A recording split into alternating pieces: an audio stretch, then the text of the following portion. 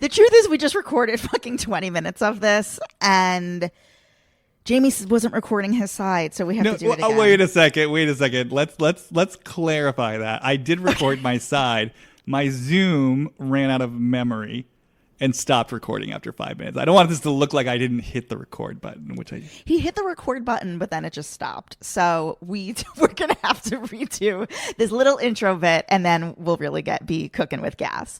So what we both have done over the past few weeks is read the book House of Hilton. Now, this book was originally released in 2006 and written by Jerry Oppenheimer, who has written many unauthorized biographies.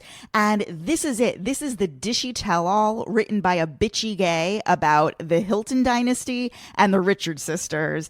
And we're just going to break down all of the facts and then filter it through Jamie's empathic, sort of highly intuitive magic that he's able to weave through all of the mess that we have collected.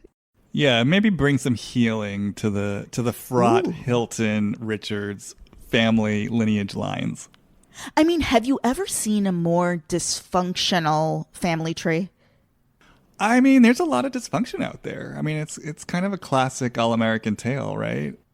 Yeah, wasn't that the name of Kyle's show starring Alicia Silverstone? American Woman. Did you watch American Woman? No, I didn't watch it. I think I was too incensed over Kyle kind of stumbling and fumbling into her executive producer role and then talking about how hard she was working as she sat there on set watching things from a golf cart. I will say, in retrospect, she actually had a brilliant idea to make a television show about Big Kathy, her mother, because Big Kathy was for me the focal point of the book. I know for you think. Who in the Hilton family did you think was the focal point? Well, I was interested in both Conrad, who's the founding patriarch of the hotel line, and also his son, Nick, who I guess Nikki is named after. I want to say I found Big Kathy really fascinating as well, too. It's just I've heard a lot about Big Kathy already, and I've heard the rumors, too, based on this book. I had just never before been exposed to the Hilton line. So for me, I just found a lot of that really interesting because it's maybe not every bit as salacious as the Richard side, but it's certainly filled with its own dysfunctions. And, they were running around with Hollywood and movie stars and, there was a lot of juice there. And so I was surprised how interested I was in the Hilton side of things. Now, the author of this book, like I said, Jerry Oppenheimer, he spared no expense. He did not find a single person that had anything positive to say about either family, which brought a lot of comedy to some of the quotes that he was finding.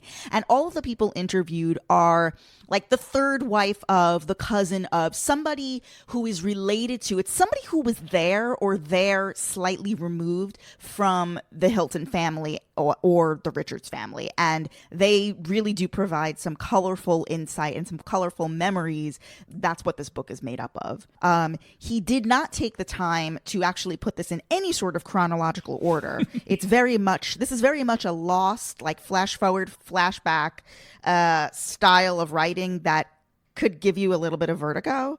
Mm-hmm. Just it was hard to I had to keep a chronological list and divide it up by Big Kathy, the mom, and then Kathy Hilton, Kim Richards, Kyle Richards. That's how I kept track. And then I had a separate column for all of the Paris and Nikki stuff.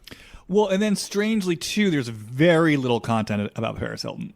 I mean, you go into this thinking it's going to kind of be essentially a biography of Paris with the family kind of lineage stuff as background to support the exploration of her. But really, this book is basically an exploration of her lineage. It's about the Richards family. It's about the Hilton family. And it's pretty much what you're reading, I feel for 85% of it. At the end, Paris kind of bookends it. He talks a little bit about Paris at the beginning, a little bit about Paris at the end, but it's nothing that you wouldn't find on a Wikipedia article. I'm pulling up the cover right now. So it's designed like a tabloid cover, and Paris and Nikki take up 2/3 of the cover, and then you have a photo of Big Kathy and Rick Hilton. You have a picture of Conrad Hilton, and then there's another photo that's too small for me to make out. But in fact, it's really all about Big Kathy. and Conrad and Nick Hilton, which that's the other interesting thing. When I closed the book, I was like, wait a second. I kept waiting because it spends so long on Nick Hilton, which don't get me wrong, he's an interesting guy. I kept waiting for it to get to Baron Hilton, who's Rick's father, and then to get to Rick Hilton. We didn't get anything about Rick Hilton. I mean, a little bit when it got into Kathy Hilton, of course. Like, through Kathy Hilton, we learned some about Rick. But it was just strange to me that this book was so methodically going down the family line and basically stops at Nick. We don't get anything about Rick. And then, again, as far as like the immediate Hilton family circle of like Kathy, Rick, Nikki, and Paris, there's almost nothing about them as like a contemporary family and the way they worked. I mean, Nikki Hilton's not in it at all. It's very, it's a strangely structured book. It's very, I would call the stars of the show Big Kathy, Conrad Hilton, Nick Hilton. If you want to read a book about those three, this is the book for you.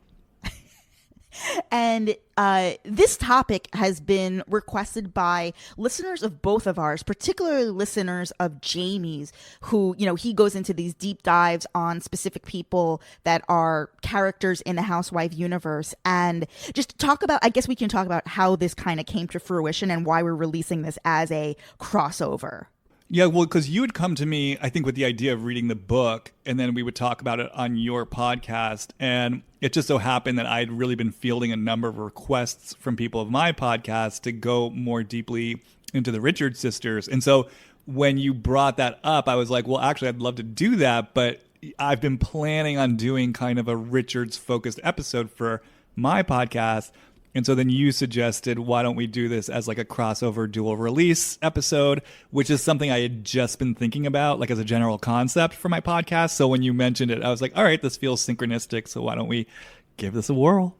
So the way we'll break this down into like easily digestible pieces, although there is going to be a lot of crossover, I think we ought to break it down into, we'll give a little bit of background, and then we'll really spend a lot of time on Big Kathy, because she's the mystery, quite frankly. She's the only one of these women who we have not met. We've spent a lot of time with obviously the Richards sisters. Now we've spent a bit of time with Kathy Hilton, and we all know Paris and Nikki. I feel like Big Kathy is, in a way, she's become this otherworldly figure. And I want to later talk about how in death, people are often, particularly I think parents in death, are often idealized by their children. You know, if you're just watching the Housewives, you would think that Big Kathy was the greatest mother on earth, according to Kyle Richards. I mean, Kyle Richards is steeped in denial about her mother. And so we want to sort of peel back the layers, I think, on Big Kathy, because this book tells the truth. And it is not lining up with who Kyle thinks her mother is. Yeah, well, I mean, the book tells the truth according to, like, the people who knew the exes of Big Kathy.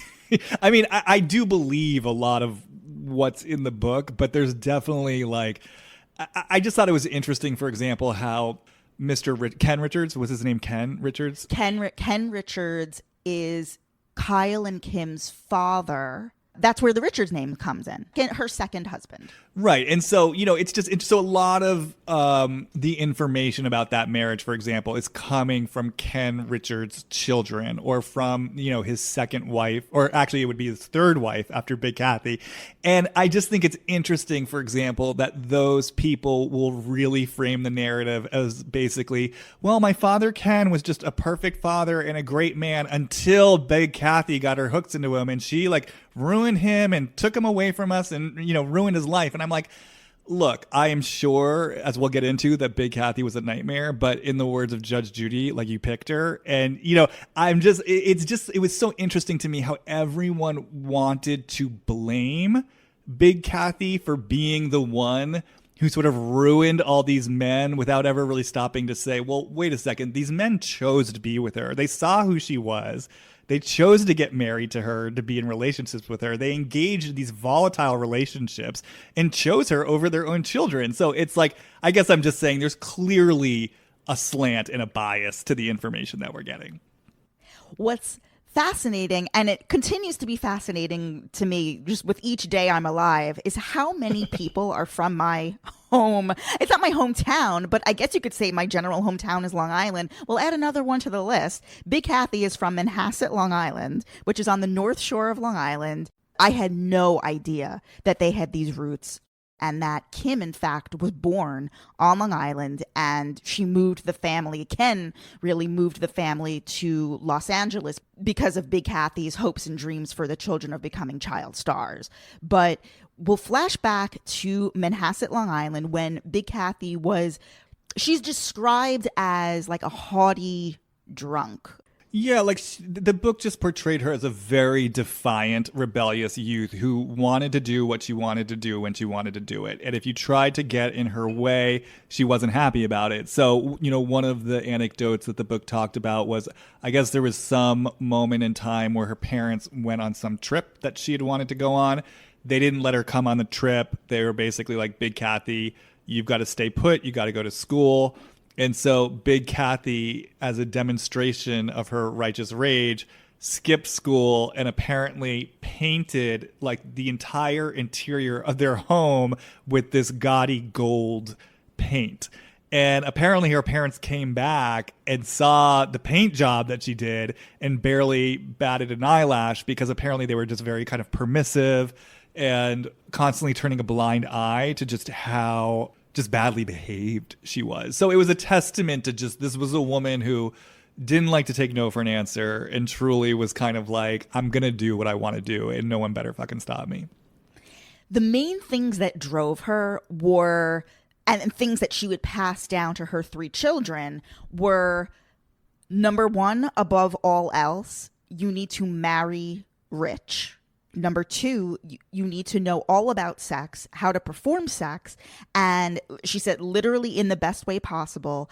And there's a quote here that she actually asked a young man to teach Kathy Hilton how to have sex well in the back of his van.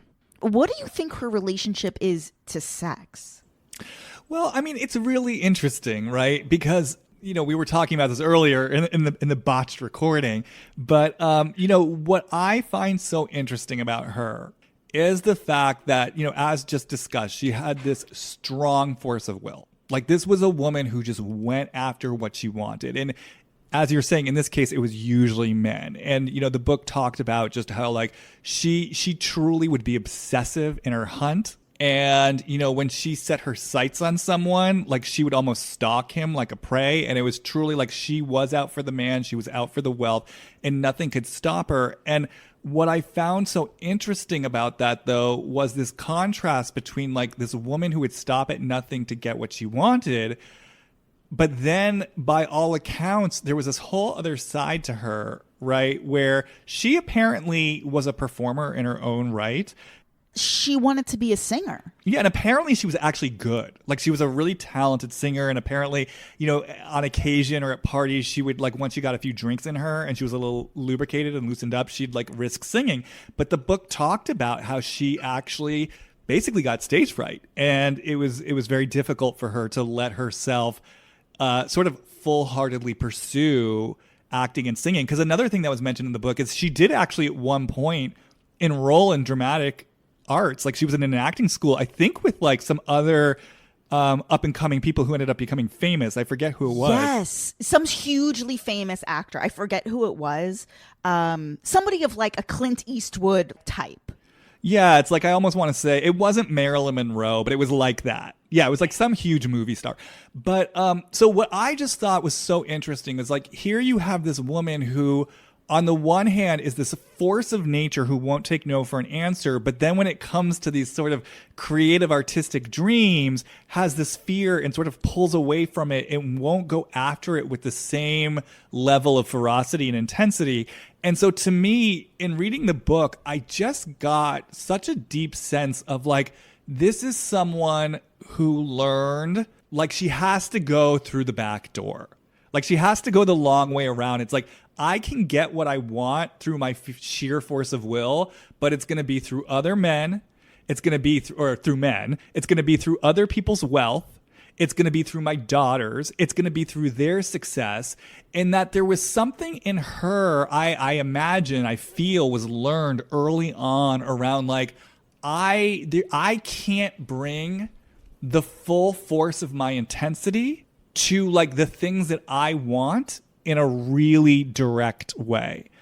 And so it's like when you ask me this question about her relationship to sex and sexuality, it leads me there. And the other thing that I know I'm saying a lot all at once, but the other thing that it leads me to that we were starting to touch on as well is the fact that a lot of people reported that Big Kathy often would exhibit signs of what we would call violence for sure, like almost sociopathic violence, where she was doing harmful, destructive things to people, where a number of people reported they felt as though like she literally actually could and would kill someone if she could get away with it.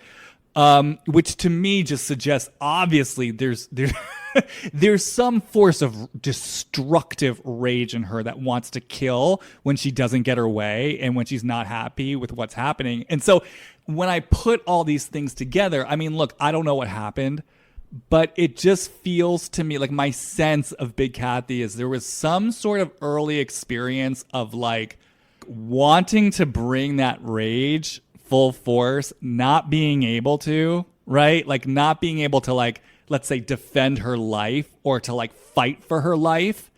And so then like that energy kind of goes underground and she has some sort of feeling like, yeah, there's not space or room for me to like bring that full force of my intensity in a direct way. So let me bring it sideways. And given that there's just these themes of power around sexuality and how to wield it, it definitely leads me to wonder about like early experiences. Look, either maybe she was sexually assaulted, maybe she was molested, or maybe there was just like creepiness, you know what I mean, in the family system or people around her that she couldn't say no to. But just some experience of like, something's happening here I don't like. I'm not able to defend myself in the way that I really want to. So now I'm just going to kind of like from the sidelines, I'm going to try to wield my power really indirectly so that I kind of keep myself safe, but I'm still getting what I think I want. Does that make sense? Yeah, she's definitely described as being catty and bitchy, specifically towards other women. And even it says both she and little Kathy, Kathy Hilton, would be pure evil toward other women. Can we talk about the screw in the cheeseburger? Yeah. Incident. Okay, so there's a story in the book so this is an example of her perpetuating violence against her stepdaughter. So what happened was after she and Ken Richards, who's Kim and Kyle's father, divorced, he I think had children from a previous marriage. Anyway, this stepdaughter was over and she was interacting with like a nanny or somebody who was working at the family home, and she was in her 20s, and Kathy prepared a snack for her, which was like a cheeseburger, and she was so angry that the stepdaughter was speaking to the quote unquote like workers in the house that she literally put a metal screw inside the cheeseburger. And this girl, her name is Diane, in the book it says Diane recounts that, quote, she always told me I had pretty teeth and I guess she wanted me to break them. And it was all because she didn't like that she was speaking to a nanny.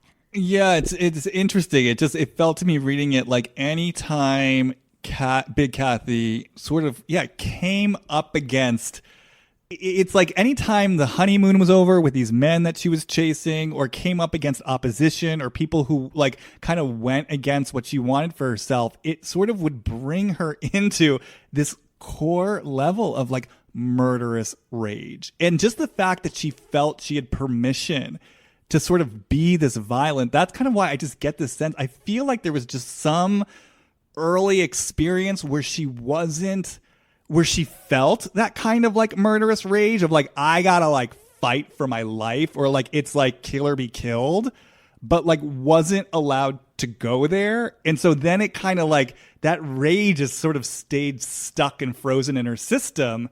And when she finds herself kind of like activated, then it's like she's sort of dipping back into that like survival, I'm going to get you before you can get me rage that like she didn't get a chance to fully own back when it may have made more sense. It makes sense, actually, why she would later she's been married 4 times. It would make sense that one of those later husbands was a mobster. Yeah. Yeah. It spoke a lot about her first husband was kind of similarly, like, I think he came from a good family, but he was another one who was just kind of like a flaming burnout who was like, you know, had like drinking problems. And again, it just, when you read it, you're like, this doesn't really feel like the type of guy, for example, that you're grooming Kim and Kyle and Kathy to land. And so for me, I just always looked at that and I was like, it's interesting. It's like she says she wants these men with money and that's what she's going for. But I also felt like the unconscious part of her that like truly would never settle for that. And I almost felt like there was some part of her that knew this is self-betrayal. Like in the place where I'm trying to achieve my goals through this sideways way of men and their wealth and other people's money. Like, I mean, I even feel it as I'm saying it, like some part of me is pissed off about this because it's like, I'm betraying myself. And so I wonder if that's part of why she could never actually like just draw in a guy who could take care of her, you know, until into her old age. Can we go into the themes of grooming? She projected her fantasies of Hollywood onto the 3 girls. I want to go into that, and then as well what Paris Hilton would later embody and represent.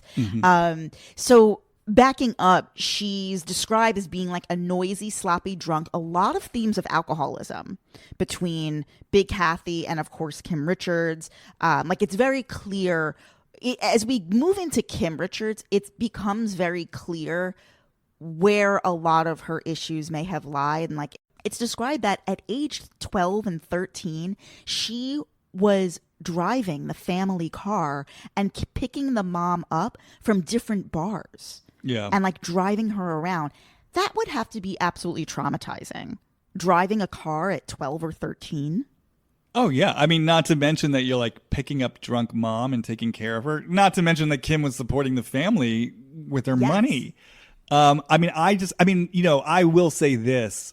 When the book was describing Kim being born, and I think there was some kind of little anecdote they talked about, because at this point, just for the listeners' sort of knowledge, little Kathy Hilton, like she came into this world like a sort of the perfect picture of like the blue-eyed, blonde-haired baby. She was incredibly cute. That's actually how Big Kathy sort of got started with like getting her girls into show business. So like little Kathy was a baby model. Her career never sort of took off, obviously, in the way that Kim's and to a lesser extent Kyle's did. But what I wanted to say is by the time Kim came around, I remember there was just kind of this little anecdote in the book about how, you know, basically Big Kathy immediately sort of got her into the agent's office and was sort of seeing the career she could have. And it really, when I read that, it really sort of struck me on Kim's behalf, like just that Kim's life, her life was co-opted from the moment she was born. Like this is a woman who never had a chance to like know who she was, to know what she wanted for herself. If she is an actress, what her own relationship to it was. Like Big Kathy co-opted. That's what I'm saying. It's like she's like on sniper from the side. She's like on the sidelines, like feeding off other people's money, other people's energy, other people's dreams. And it's like Kim's energy was like co-opted by this woman literally from the day she was born. And then later to read when Kim had her first daughter, her response, I forget what it was exactly. Kim thought she was never going to go back to acting and was just going to become a mom full time because she had this baby. And apparently she said something like, oh, this baby is all mine. You know, and when I read that, I was like, oh, because Kim is someone who's never had anything for herself. And this is the first time. I mean, it's so, you know, it's so unhealthy, right? Because obviously it's a human being. But that sense for Kim of like, I finally get something that's my own. It really gave me like Jean Benet vibes. Like she would put him up to like just like perform on command, you know, at like parties. I saw a lot of JonBenet and I saw a lot of Brittany too. You know, a lot of people were uncomfortable with Rick marrying little Kathy Hilton precisely because of Big Kathy. Like, you know, she made people uncomfortable. She was really déclassée. She was really... Rick Hilton's father referred to Big Kathy as the madam. And it's true. She was grooming these girls. And supposedly there were other girls too, like friends of the girls that she was helping to groom as well. Yeah, like apparently she would like bring stable of girls around. Like she would drive them around LA. They'd hang out with like athletes and, you know, sort of, like rich men of all types. And I do say like one thing that I did think was interesting that was sort of helpful for like understanding the Richards sisters' point of view more is I think there was one friend of Kim and Kyle's who was like in that crew of girls that Kathy Hilton sort of looked after and took care of. Who I'm not Kathy Hilton, Big Kathy, who said like actually she was like to that group of girls, like she was very warm and she really kind of created a sense of like family and house and home. And to me, that was kind of one of the only glimpses of like, oh, okay, I can kind of see this, like that there was sort of this, you know, for lack of a better word, like sort of charming or sort of loving side to Big Kathy that kind of sort of like created this little harem, but it was kind of like mama's brood.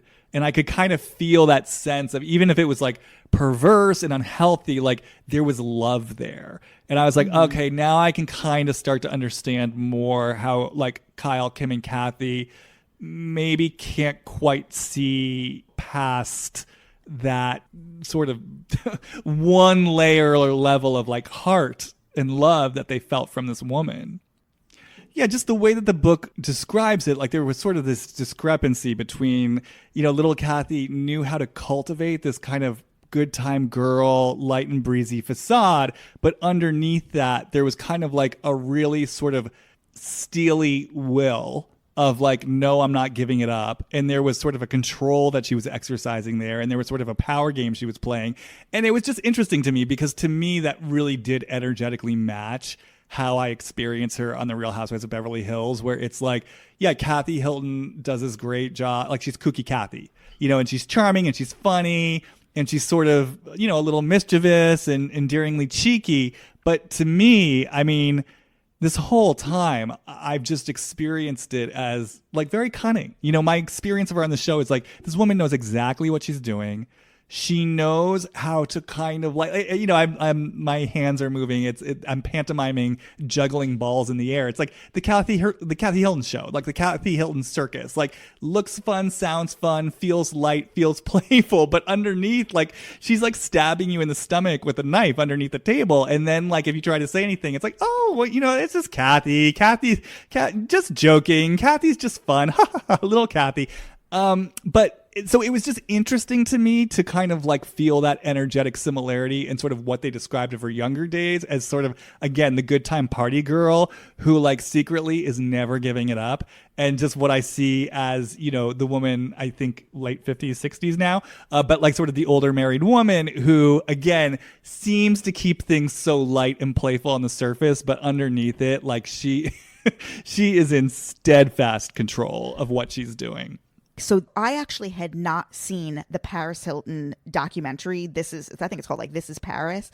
It came out on YouTube a few months ago. I had not seen it. So in preparation for this, I watched it this weekend. And wow, are we looking at a different Kathy Hilton in that documentary? This is not the same woman who is on the Real Housewives of Beverly Hills. Like, what do you make of the discrepancy between her performance on Beverly Hills versus her performance as Paris's mom? Do you believe that she didn't know that Paris was being abused at the Provo, Utah school? Number one. Number two, do you believe it was this huge disappointment when Paris's sex tape came out all those years ago and made her an overnight name? I mean, I'm just trying to think back because I did watch this like over a year ago before I'd read this book and before I saw her on Real Housewives of Beverly Hills. So I'm trying to assimilate everything. She's very stoic. There's no lightness at all. I mean, what I remember honestly, like watching the documentary, because I remember her stoicism, and to me, my sense of things at that time was kind of like that. First of all, Paris was kind of making sure to get a lot of this on camera, including Kathy Hilton's reaction, as kind of like a fuck you, kind of like, yeah, we're doing this on camera. I like you're gonna be, there's no kind of getting out, there's no playing like the Kathy Hilton card of like doing this behind closed doors. And it did feel to me like Paris was sort of putting her on the spot, like, for a reason. And I felt like Kathy Hilton's stoicism definitely kind of, it's almost like you could sort of feel the wheels turning in her head of like, okay, like here this is, like this is on camera, I've got to be mindful exactly of like how I respond to this and how I play this. So I did feel her sort of self-consciousness of what was happening. As far as the question is, do I think she knew what was going on at that school? I mean, look, I want to say this, kind of like the Erica Jane situation. I'm sure that school was not advertising what they were doing or what was going on. I forget, did Paris say, like, did she say that she, like, called her parents and told her, like, hey, this is what's happening? Oh my God, I don't remember. No. She would continually run away from all of those boarding schools. She ran away from like 4 schools successfully. I mean, it's interesting, right? Because the vibe that I'm sort of getting off it in this moment, like the words I'm hearing is like out of sight, out of mind. So it's kind of like, yeah, we might know it's a little unsavory. Again, I'm imagining they didn't know the full extent of what was going on, but like, yeah, we might know that this is a strict place with extreme methods, but it's like, yeah, like out of sight, out of mind. We don't know what to do with her. She's a monster of our own creation. Just, put it aside. And it's interesting because what I will say, I've talked before about how I think that's in large part how the family really operates. I think in terms, like right now I'm feeling the out of sight, out of mind towards Paris, but I've talked before how I kind of feel like, especially from Kathy towards Kim, it's kind of like out of sight, out of mind. I don't want to know what fully happened to you. And it is interesting because then when you look over on the other side of the family in the book, there was a lot about how Conrad and Baron Hilton refused to really see what was going on with Nick Hilton. Because, Nick Hilton was like spiraling out of control and he was like addicted to pills and he was an alcoholic and, had domestic abuse issues.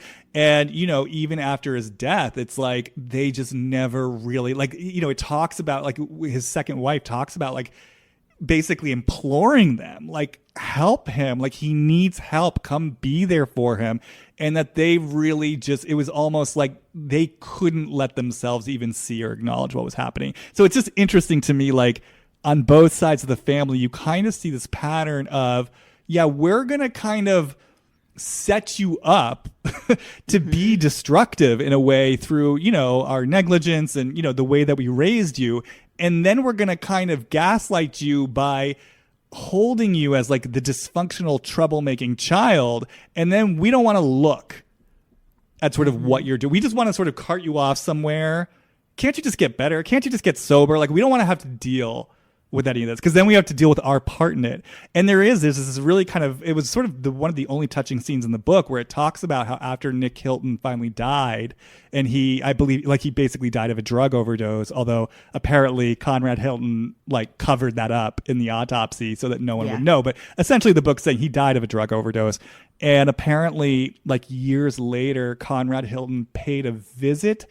It's so convoluted, but to some sort of family friend.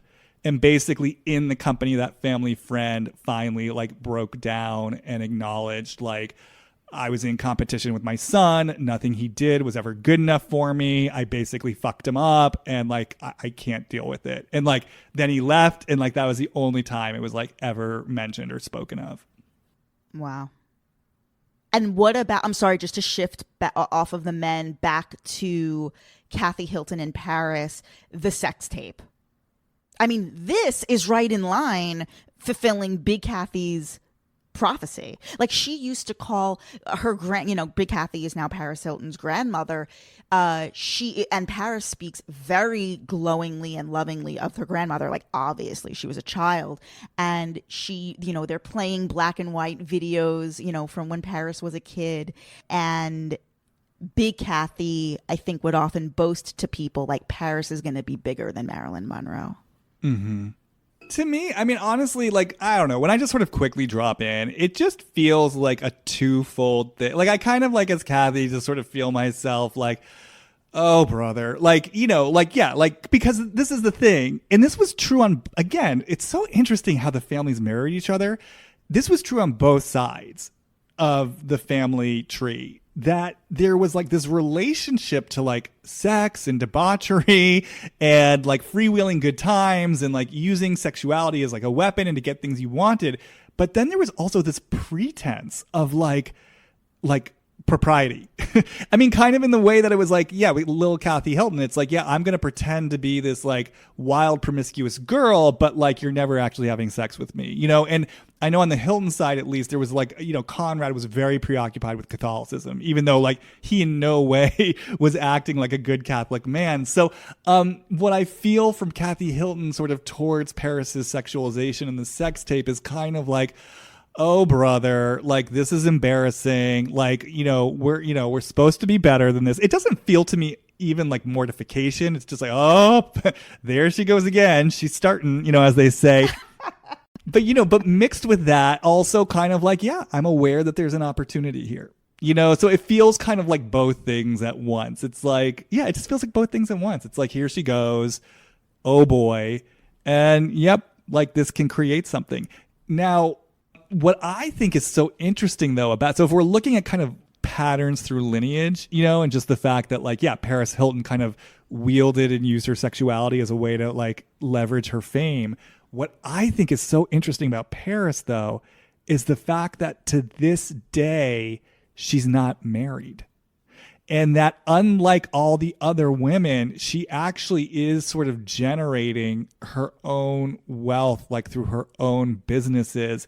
And so I just think if you're looking at this like as a through line, it's just interesting that like this stop, in the generational line, Paris is kind of like, there's a way in which it feels like she's sort of inverted things. Like if Kathy Hilton is the woman who's pretending to be a good Catholic and like withholding her virginity and then landing a man so she can marry rich, it's almost like Paris has turned that on its head, where it's like she's having sex, she's releasing the porno, she's not getting married, and she's generating billions of dollars in revenue for herself. It's almost like this part of Paris. It's like if I hear her unconscious or her psyche speaking, it's just like, fuck no. Like I'm doing this my way. Like you're not, like, get away from me with that. Like I ain't going down that road. Like this is how I'm doing it. And in contrast, Nikki Hilton winds up marrying James Rothschild, marrying into billions of dollars. Well, and it's so, I mean, the thing that I just kept thinking about Nikki Hilton, it's like reading about Nick Hilton. Can you imagine being named after Nick Hilton? It's like, what does that feel like? I'm named after my like pill addicted, alcoholic, wife beating, philandering. It is interesting for anybody who hasn't seen, and maybe I'm just like the last person on earth to watch this documentary, but it is interesting to see the two sisters together and to see Nikki's young children, like they're filming in like her daughter's room, and she flat out asks, like, do you think you're gonna have kids? And she's still kind of like, I don't know. Of course, like she's like frozen her eggs, and in the course of the documentary, like a boyfriend is brought in, but he's a total nitwit, and she eventually breaks up with him. Like she just always picks these.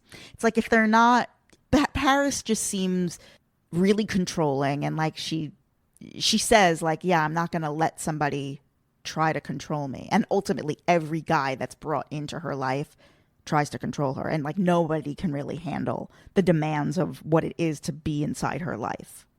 Yeah, and I remember really kind of getting this sense that, again, on an unconscious level, that for Paris, it's like almost something like, I don't want to bring a kid into this system and into this world until I know that it's like, that like it's energetically clean. You know what I mean? Like that there's something almost kind of like protective in her. Like I think it almost feels like protective of herself, protective of her unborn child. Like she doesn't want to just perpetuate these cycles over and over, and like that there is something.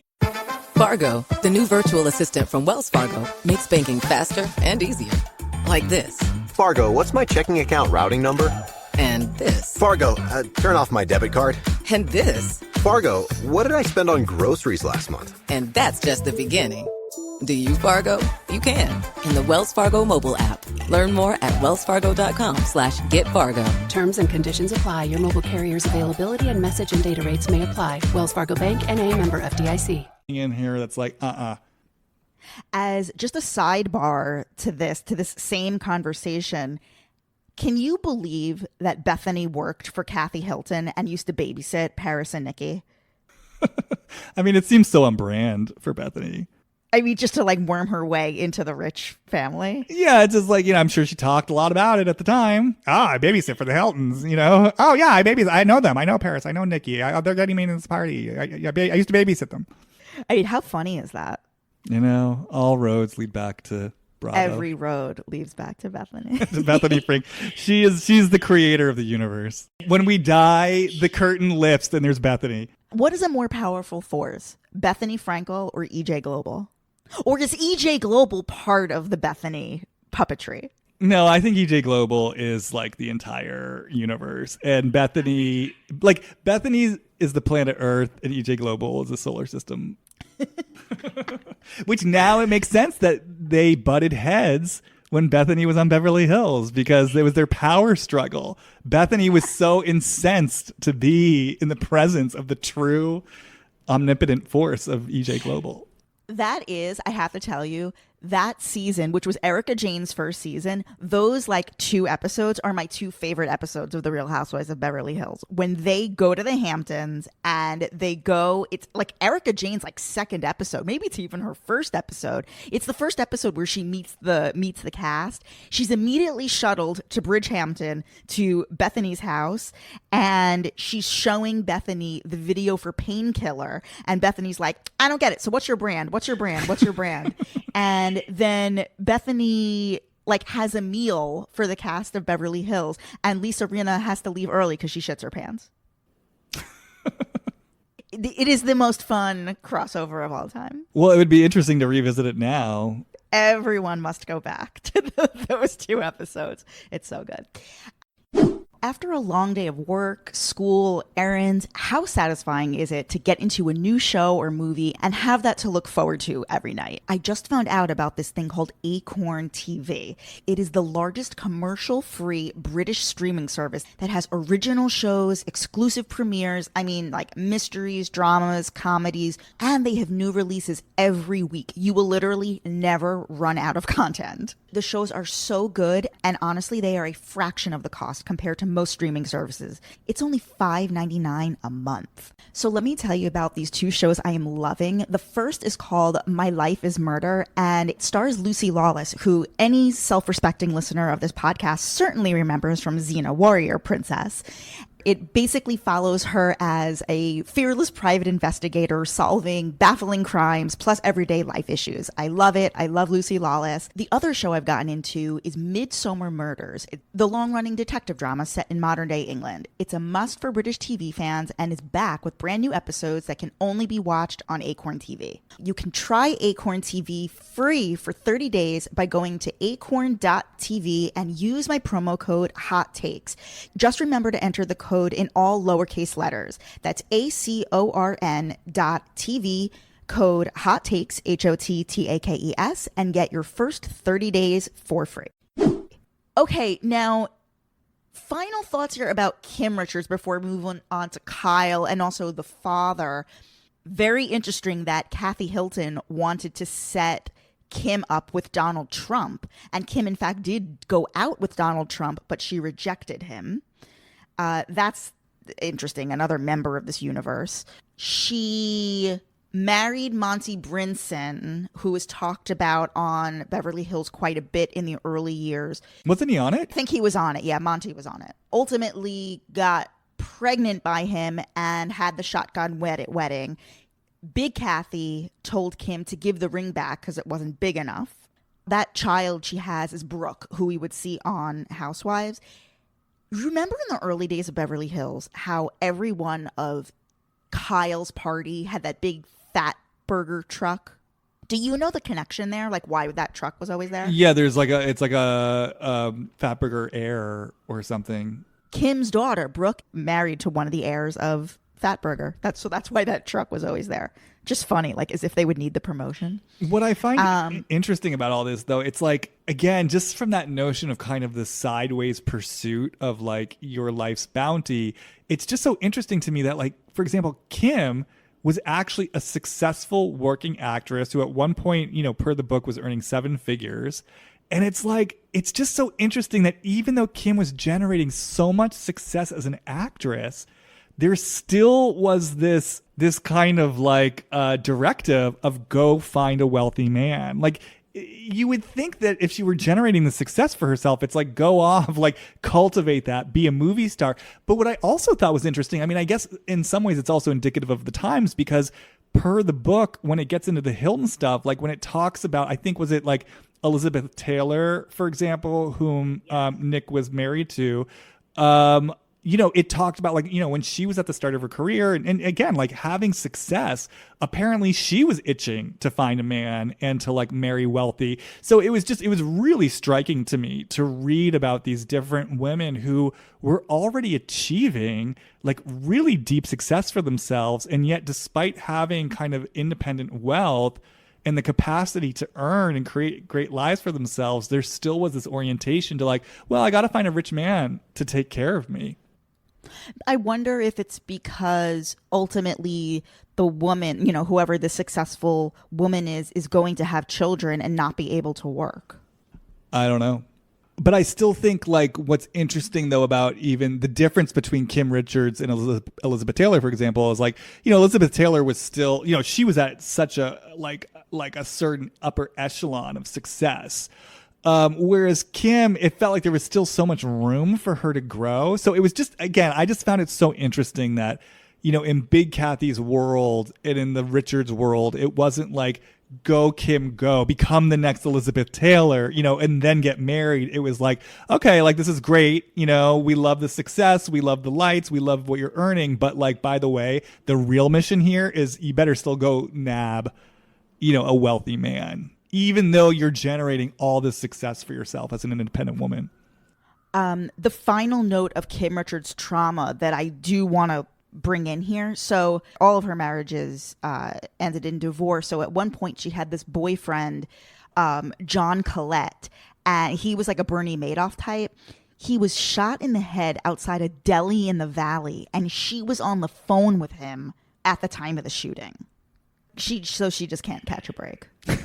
Well, and what I think is interesting, the last thing I'd like to note about her, it's like, you're reading her story, right? And then as you're reading kind of about Kim Richards' like trials and tribulations, you of course, feel really bad for her. You're like, oh, this woman never had a chance. And then there was that comment from her, like, I don't even know, did they get married? The last baby daddy who was on the show once. He's really good looking. Some really rich guy who she had her last daughter with. He actually spoke to the author, and he was quoted in the book, and he talked about, basically he was comparing Kim to Big Kathy and sort of saying like, oh, like basically once he met and got to know Big Kathy, he sort of saw where Kim got all her stuff. And he talked about specifically like Kim's selfishness, Kim like being a nightmare. And it reminded me like, oh, wait, right. And we've seen glimpses of this on the show, like how Kim can just be totally self-absorbed, self-centered, narcissistic, like emotionally immature. And it just reminded me, in the place where, obviously human beings are very complex and nuanced and we have many different sides to us. It was just interesting for me to kind of have this experience of reading this book and feeling sort of like the tragedy of Kim's life. And then at the very end, just being reminded, oh, wait a second, though, this woman is most likely a nightmare, to the people in her life, and just sort of holding, those two sides of her of like, God, it's, your heart goes out to her. And also, I'm sure she's just not a pleasant woman to have to deal with and to know. Now moving on to Kyle Richards, and then weaving in a bit of Ken Richards, their father. So my two biggest takeaways: when Big Kathy was dying of cancer, it was Kyle who took care of her. Maybe this is also why she is the one who's, so emotionally attached to the mother. Kathy Hilton was busy raising Paris Hilton, who was, having to be shipped off because of all the bad behavior. Kim at this point is an addict. So it fell on Kyle to take the time when her mother was sick to take care of her. So I found that to be very interesting. Can you speak a bit about the idolization or the idealizing of certain people when they die, as it appears the sisters have? I mean, do you think it's when she died, or do you think they always did that? I mean, my feeling is like, well, I guess is that what we saw Jax Taylor do, with his father? Once the father was dead, he like deified him. I guess the question is why? Is this a self-preservation thing that we as human beings do? Oh, I need to sit with this for a second because it's so counter to how I am.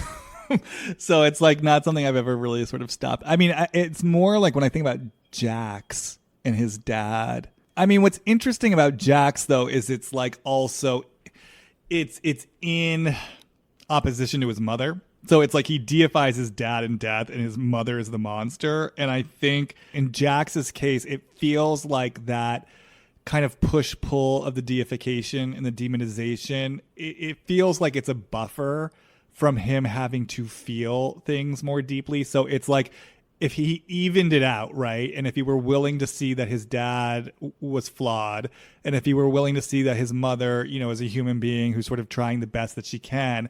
Yeah, it's like even as Jax, when I say that, I just suddenly start feeling these feelings. Like suddenly I feel my rage as Jax of like, just the limitations of both my parents and what I didn't get, and then of course underneath that, if he were to feel that more deeply, he'd have to sort of feel the grief and the sadness of being disappointed. So I think in his case, the deification really prevents him from having to drop deeper into his emotional life. So, if I kind of translate that over to, Kyle and Kim and again, I don't know if they started deifying her after death or they just always sort of deified her. It's kind of like, it's like I never really have to deal with emotional reality. It's so much easier for me to kind of live in this narrative that she was the perfect mom. And then, so many pieces rely on that narrative because then Kim's sort of the fuck up.